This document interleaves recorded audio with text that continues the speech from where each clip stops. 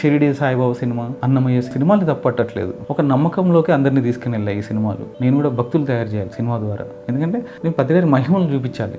ఆయన ఎప్పుడు చెప్పలేదు నేను మహిమలు చేశానని, ఎప్పుడు ఆయన ఒప్పుకోలేదు. కానీ మహిమల్ని చూపించడంలో ఏం జరుగుతుంది? పత్రి గారు ఏదైతే ఆధ్యాత్మికతని శాస్త్రీయంగా చూడాలని అనుకున్నారో అది పక్కకి వెళ్ళిపోయి విశ్వాసాలు, నమ్మకాలు మొదలవుతాయి. విగ్రహాలే వద్దన్న బుద్ధుడికి ఈరోజు విగ్రహాలు పెట్టి పూజలు చేస్తున్నారు. ప్రతి ఇంట్లోనూ ఆయన విగ్రహం ఉంటుంది.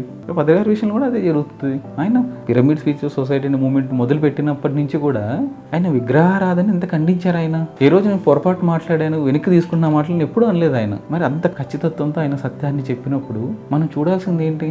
ఏ మహిమలు చేశారు, ఎవరికో రోగాలు తీసేశారు, ఇదా మనం పత్రి గారి నుంచి తెలుసుకోవాల్సింది, నేర్చుకోవాల్సింది. ఆయన నమ్మిన సిద్ధాంతం కోసం ఆయన ప్రాణాలను కూడా లెక్క చేయలేదు. ఇది కదా పత్రి గారి నుంచి మనం తీసుకోవాల్సింది. ఆయన దగ్గరే కాకుండా అందరి దగ్గరికి వెళ్ళి నేర్చుకోమన్నాడు. ఇది కదా పత్రి గారి దగ్గర నుంచి మనం నేర్చుకోవాల్సింది. ఇలాంటి అంశాలన్నింటినీ వదిలేసి మనం ఆయన్ని మహిమలున్న వ్యక్తిగాను, దేవుళ్ళలాగాను చూడడానికి ప్రయత్నిస్తే మనం దారి తప్పిన వాళ్ళం అవుతాం. ఆల్రెడీ జీవితంలో దారి తప్పిపోయాం కాబట్టి ఆధ్యాత్మికతలోకి వచ్చాం, పిరమిడ్ సొసైటీలోకి వచ్చాం. మళ్ళీ ఇక్కడ కూడా వచ్చి దారి తప్పిపోదామా? బ్రహ్మర్షి పత్రిజీ, బ్రహ్మర్షి పత్రిజీ.